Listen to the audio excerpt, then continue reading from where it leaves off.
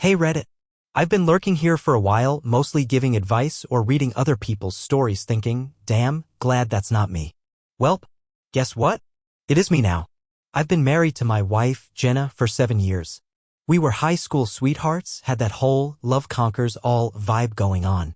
We struggled through college together, got married right after graduation, bought a small house in the suburbs, got a dog named Max, all that cozy crap you see in Hallmark movies.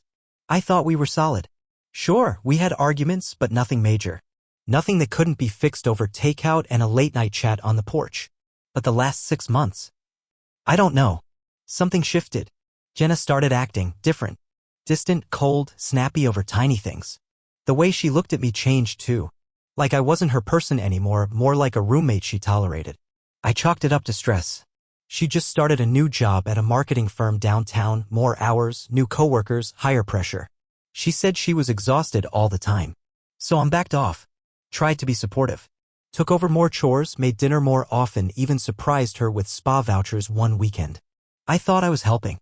I thought I was being a good husband. But something in my gut kept twisting tighter. Looking back, I think I always knew something was off. I just didn't want to admit it. I didn't want to believe she, the woman I've loved since I was 17, was capable of betraying me like this. But denial only gets you so far. So yeah, my gut was screaming, but I ignored it. Because when you love someone that long, that deep, your brain makes excuses for them. You want to believe it's all in your head. But the first real WTF moment happened about 3 months ago. Jenna had started being super cagey with her phone. Like, next level weird. She used to leave it on the coffee table, face up, not caring who texted or called. Yeah? She carried it around like it was a limb. Bathroom, laundry room, even just walking the damn dog, always glued to her hand or tucked in her back pocket. At first, I teased her about it. Something like, geez, what are you hiding, national secrets? And she laughed, but it was this weird, fake laugh. Tight. Forced. She said, it's work stuff, babe. Can't risk a client email popping up while Max is chewing on my phone. Okay. Plausible. Sort of. But then I noticed she had put a new passcode on it, different from the one we both used to know. I only figured that out when her phone buzzed one night and she asked me to check who it was. I tried the old code, didn't work. I looked up at her and she just froze. Then she gave me this really casual, oh, I had to change it, IT policy at the office. And I'm sitting there thinking, really?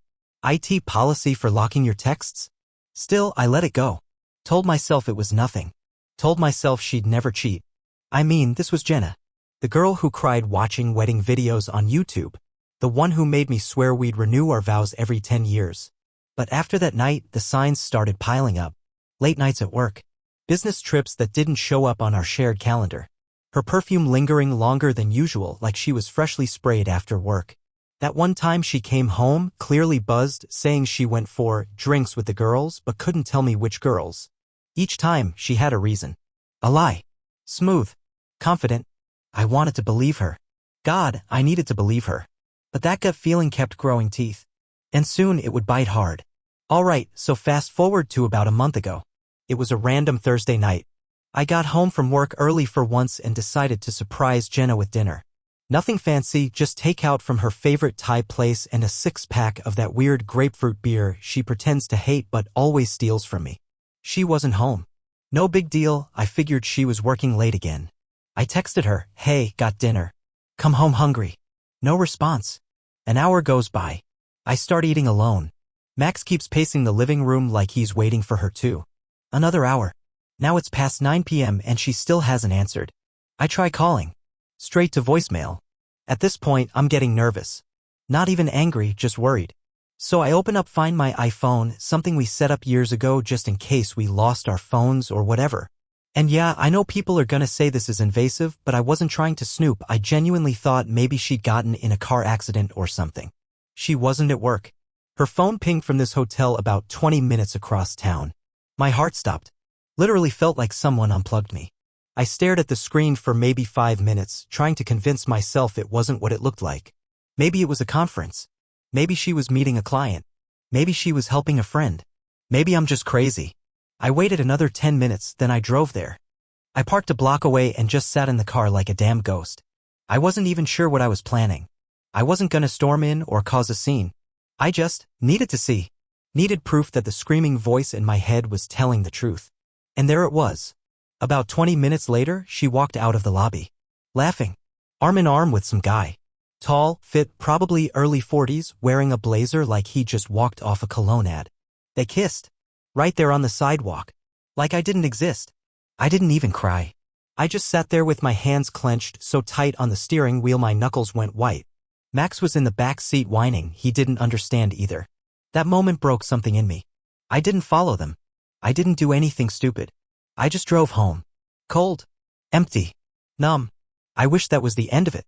But the real chaos hadn't even started yet. I didn't sleep that night. I lay in bed, staring at the ceiling while Jenna finally rolled in around midnight. She smelled like sex and expensive cologne. And maybe it was just my imagination, but she reeked of guilt, too. Or maybe that was just me, hoping for some scrap of remorse before anything even happened. She tiptoed in like a teenager sneaking past curfew. Thought I was asleep. I watched her from the shadows as she peeled off her heels and quietly slid into the bathroom. Heard the shower turn on, her usual trick after late nights at work. Wash away the evidence. I didn't say anything. I waited. She climbed into bed, didn't touch me. Didn't even say goodnight. The next morning, I made coffee and just sat at the table waiting. She came down wearing one of my hoodies like everything was normal. I watched her pour a mug like she hadn't just spent the night with someone else.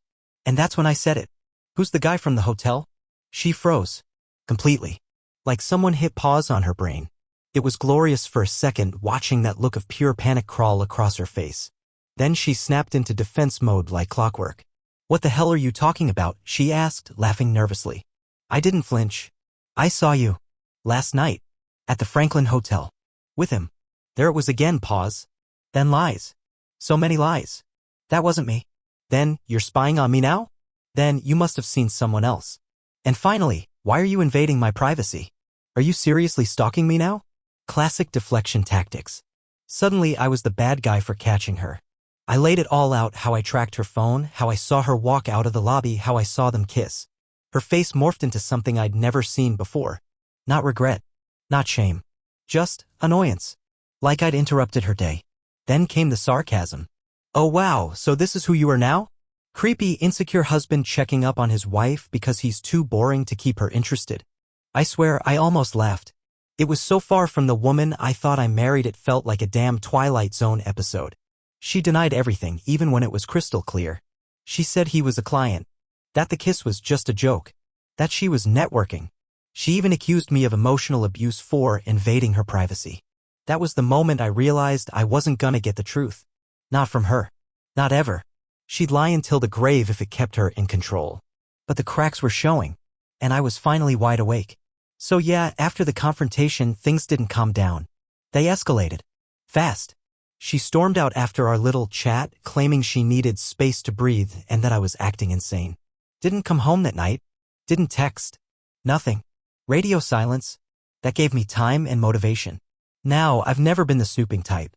But once the dam breaks and the lies spill out, it's like your brain switches into investigator mode. You start seeing everything differently. Every detail, every offhand comment, every time she looked at her phone and smiled faintly. And so, I started digging. I logged into our shared laptop. She didn't use it much anymore. She had a new work laptop, but I remembered she'd synced her iMessages a while back. Jackpot.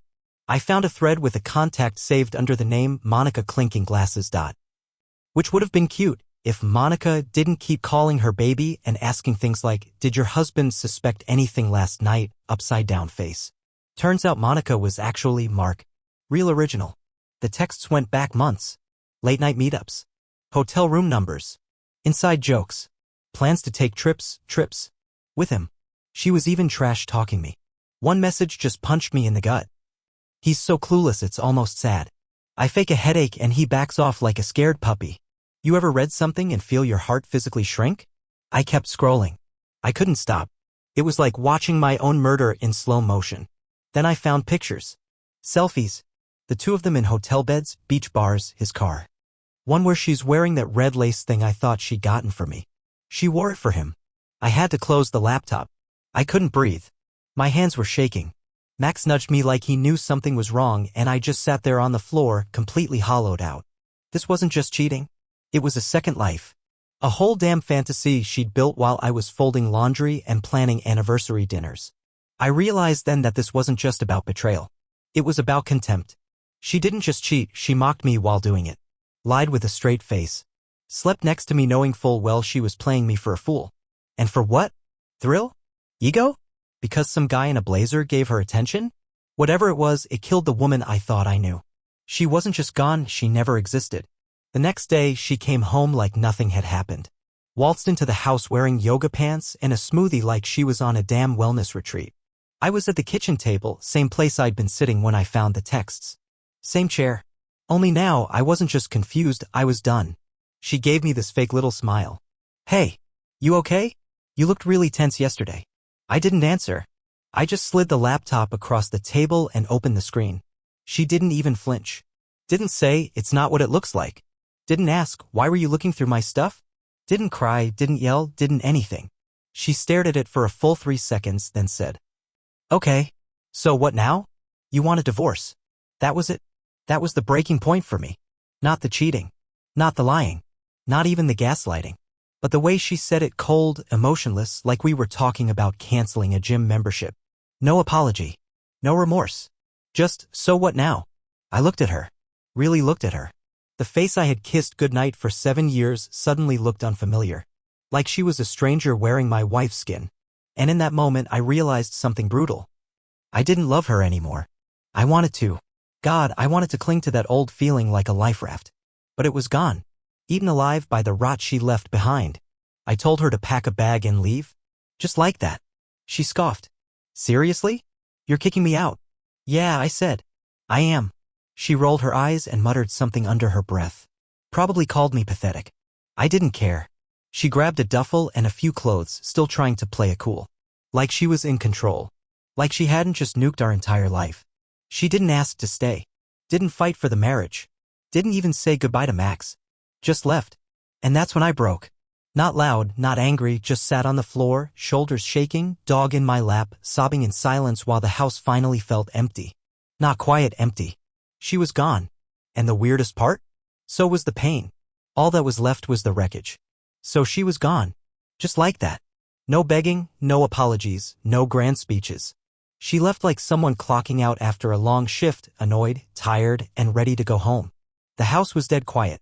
I remember walking from room to room afterward like I was trying to convince myself she wasn't hiding in a closet ready to jump out and yell, surprise. It was all a prank. But no. It was real. She left. The first 2 days were hell. I didn't eat. Barely slept. I kept replaying everything, every text, every lie, every time she kissed me while probably smelling like him. Her toothbrush was still in the cup. Her shampoo still in the shower. I wanted to throw everything out, but I also couldn't touch any of it. It was like my brain hadn't caught up with reality yet. Like I was watching my life from outside my own body. Friends started checking in. Word gets around fast when your wife suddenly moves out and you look like a zombie with bed hair and the same hoodie on for 3 days straight. I told a few of them what happened, and to my surprise, they weren't shocked. One of my buddies, Kyle, goes, dude, I always thought she looked at you like she was waiting to upgrade. I laughed. A real, bitter one. Because deep down I think I knew it too. I just never wanted to admit that the woman I loved looked at me like a placeholder. Then her mom called. Let me tell you, if you ever want a real roller coaster, try explaining your wife's affair to her own mother. First she defended her. Jenna's under a lot of pressure, you know that. Then she paused. Then she asked if there was any way I'd consider forgiving her. Forgive her? For turning our marriage into a side hustle? For making me feel like a fool in my own home? I told her no. That chapter was closed. Then came the kicker. 2 days later, Jenna called. Blocked number. I answered without thinking. Hey, she said, voice small. I think we should talk. I swear, I could hear the gears turning in her head, trying to figure out if there was a way back in. She didn't say she was sorry.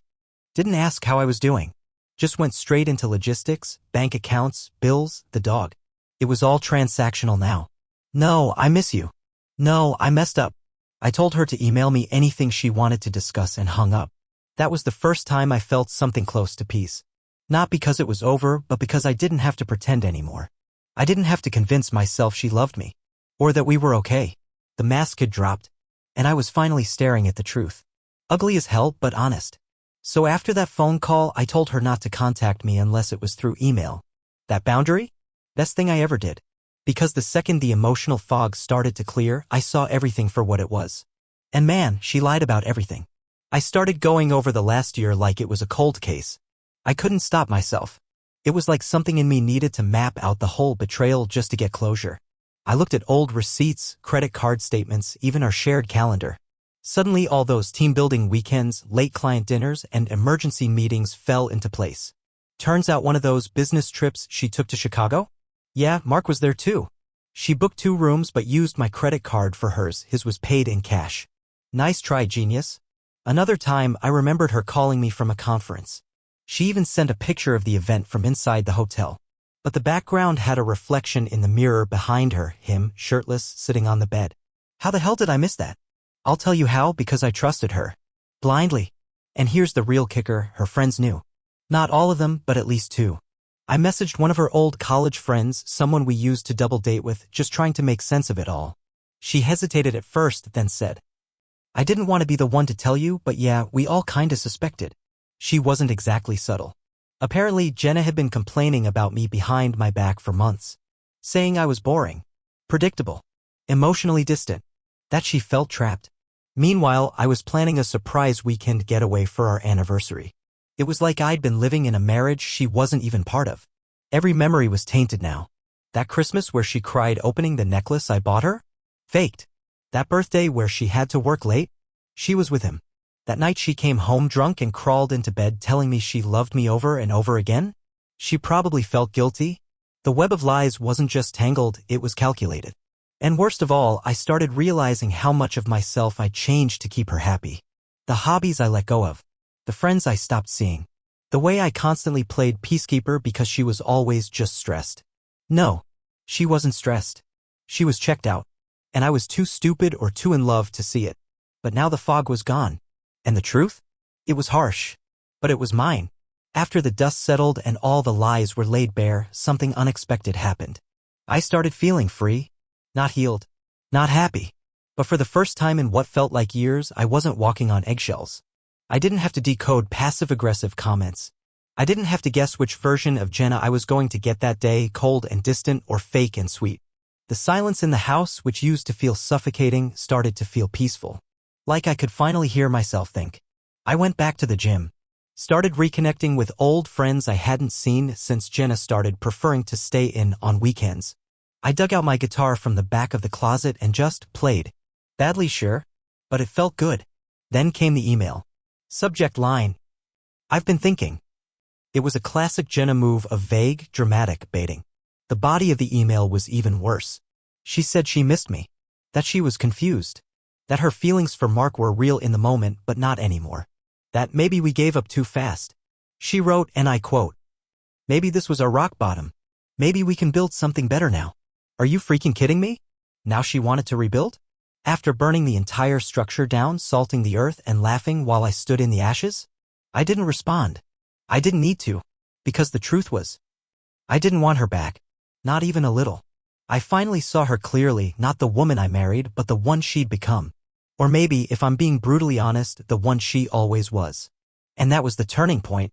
I stopped hoping she'd apologize the right way. I stopped wishing she'd feel remorse.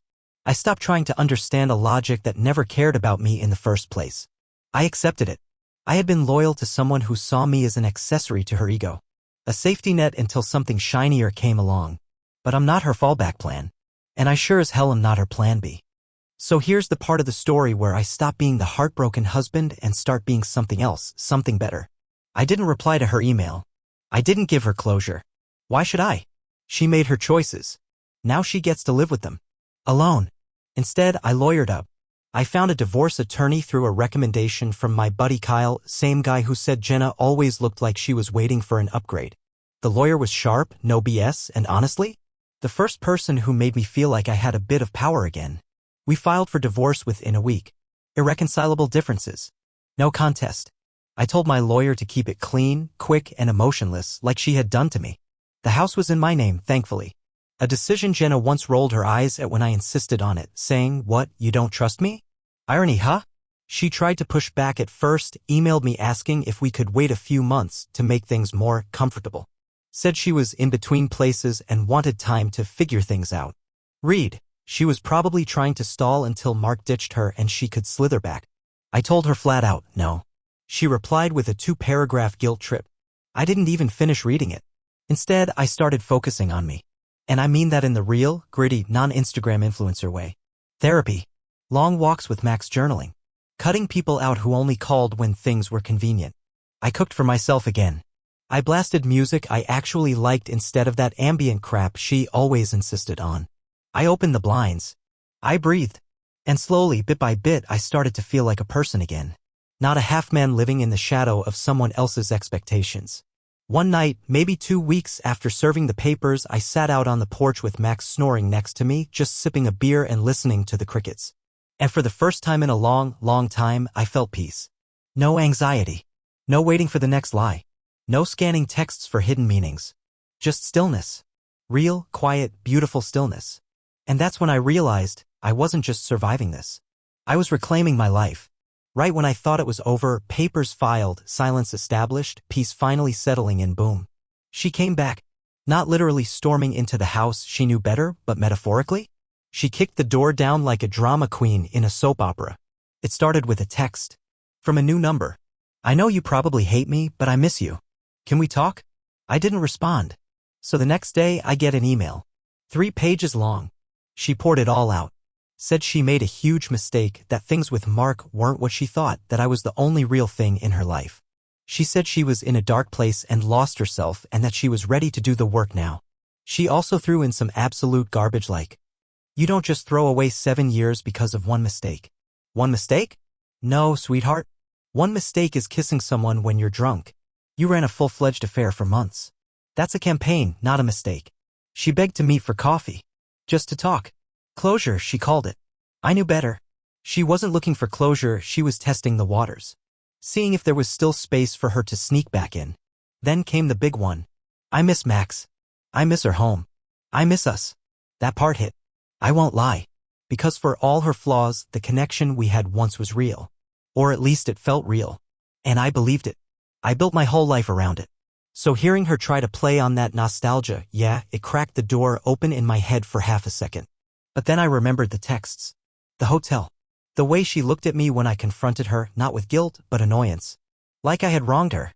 So I closed the door. Slammed it, really. I wrote one final reply. Just 1 paragraph. You didn't lose me. You threw me away. And I'm not yours to come back to. Sent it. Blocked the new number. Set her email to autofilter into the trash. And just like that, I took back all the power. That was the last time she tried. At least directly. I heard from a mutual friend that she was shocked by how cold I was. That I didn't even give her a chance to make things right. But that's the thing. She didn't want to make things right. She just didn't want to face the consequences of burning it all down. And me? I was done cleaning up her ashes. Here's something nobody tells you about betrayal. It's not just the person you lose. It's the future you grieve. The lazy Sunday mornings. The kids you talked about but never had. The gray-haired road trips.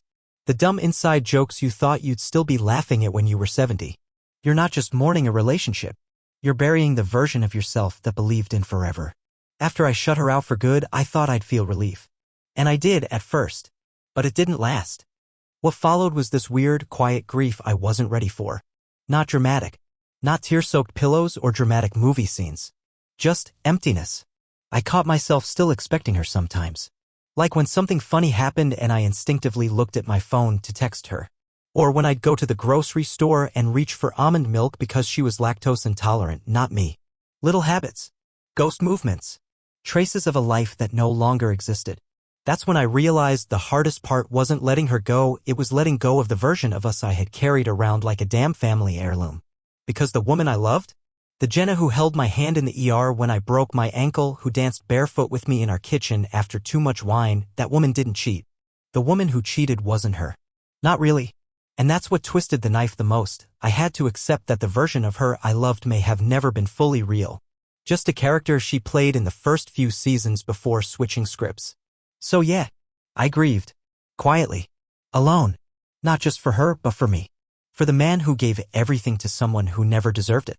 For the years I'll never get back. For the lies I believed. For the love I poured into a cracked foundation. But grief's a strange thing. It doesn't last forever. One day I woke up, made coffee, and realized I hadn't thought about her once the day before. And that, right there? That was the beginning of healing. After the grieving came the rebuilding. Not like some cinematic makeover montage where I suddenly run marathons and date supermodels. Nah, it was slow. Messy. Quiet. But real. I started small. Fixed the leaky sink that had been dripping forever because she always said, we'll just call someone. I bought new sheets not because I needed them but because I couldn't stand lying in the same bed we used to share. I painted the bedroom walls a new color. Something mine. Something that didn't remind me of her perfume. I started cooking meals again, not out of routine but because I wanted to. I even started taking Max to new parks. Different routes. Little acts of taking back my life. I went to therapy too. Best decision I made through all of this. At first, I thought I'd just vent about the affair. But it turned into something bigger, like peeling off layers of crap I didn't even know I'd been carrying. Turns out for years I'd been dimming my own light just to keep her comfortable. Letting things slide. Avoiding conflict. Playing the peacekeeper to a woman who didn't even bring her half of the peace. I realized I had made my entire identity about being a good husband. Which sounds noble, but when your worth depends on someone else's approval, especially someone who can lie to your face while planning their next hookup, you lose yourself. So, I started finding me again. I reconnected with friends I hadn't seen in years. Went hiking. Took a solo trip upstate for a weekend and just existed without needing to explain myself to anyone. And slowly, I started to like who I was. Not Jenna's husband. Not the guy who got cheated on. Just me. There were still hard days. Still moments where the weight of what happened snuck up and sucker punched me in the gut. But they passed faster. Hurt less. Left fewer bruises. I wasn't healed. But I was healing. And that made all the difference. It came quietly. No dramatic confrontation. No teary-eyed reunion. No big emotional closure scene like in the movies. Just a certified envelope on my porch one morning. Finalized divorce papers. Stamped. Signed. Done. I stared at it for a long time. Not because I was sad, but because of how unsentimental it felt. 7 years of memories, thousands of laughs, shared dreams, inside jokes, holidays, fights, anniversaries gone. Reduced to a stack of legal documents in a manila envelope. That's how it ends, huh? Not with a bang, but with bureaucracy. I didn't cry. I didn't feel some deep, cinematic emptiness. I just took a deep breath, made myself a cup of coffee, and sat on the porch with Max at my feet. It was a perfect spring morning. Quiet breeze. Sunlight through the trees. And I felt light. Lighter than I had in years.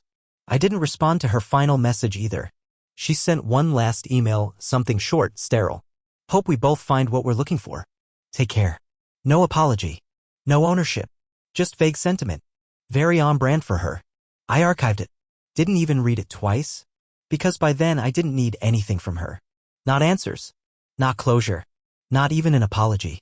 I had given her enough of my time, my trust, my heart. She got the best years of a man who would have given her the world. She threw it away. Her loss. Mine? It stopped being a loss a long time ago. That envelope on my porch wasn't the end of something, it was the beginning. The final goodbye wasn't just to her. It was to the version of myself that tolerated less than I deserved. The man who bent until he almost broke to hold something together that never should have made it past the first betrayal. So I tossed the envelope on the table, took Max out for a long walk, and watched the world turn without her. And for the first time since this whole mess started, I didn't look back. So here we are. The end of the story. Or maybe the beginning of the real one, mine. I never thought I'd be the guy writing this. I used to scroll past posts like this and think, man, I don't know how they survived that. But I did. And if you're in it now, if you're reading this in a silent house, stomach in knots, wondering what the hell just happened, let me tell you something honest. You're gonna survive this too. Here's what I've learned. If your gut is screaming, listen to it. I ignored mine for months because I wanted to believe in the person I thought she was. But love doesn't require you to be blind. Real love wants clarity, not confusion. People who lie will rewrite history to protect themselves. She didn't just betray me, she tried to make it my fault. That's what manipulators do. They twist, deflect, minimize. Don't fall for it. Closure isn't something they give you. It's something you give yourself. Don't wait for them to apologize the way you need. You may never get it. Accept what happened, take the lesson, and walk away with your dignity. You don't owe anyone your forgiveness or friendship. Not every story has to end in some neat little bow. Sometimes the healthiest thing you can do is cut the cord and leave it frayed. Your identity is not the one who got cheated on. That's just a chapter. Not the whole book. You are not broken. You are not less. You are not unlovable. You are free. And maybe most importantly, The version of love you build in your head can be more dangerous than the betrayal itself. I wasn't just grieving her. I was grieving the illusion I'd wrapped myself in. The fantasy that kept me tethered long after the relationship deserved to end. If you're in the thick of it right now, let this be your sign. You don't have to keep bleeding for someone who won't even admit they cut you. Walk away. Even if it hurts. Even if it feels like you're losing everything. Because what you're actually doing. You're saving yourself. I did. And every day I wake up now, coffee in hand, Max snoring by the door, a little peace in my chest. I remember, she didn't break me. She freed me. Thanks for reading, Reddit. Stay strong. Don't settle. A guy who finally learned his worth.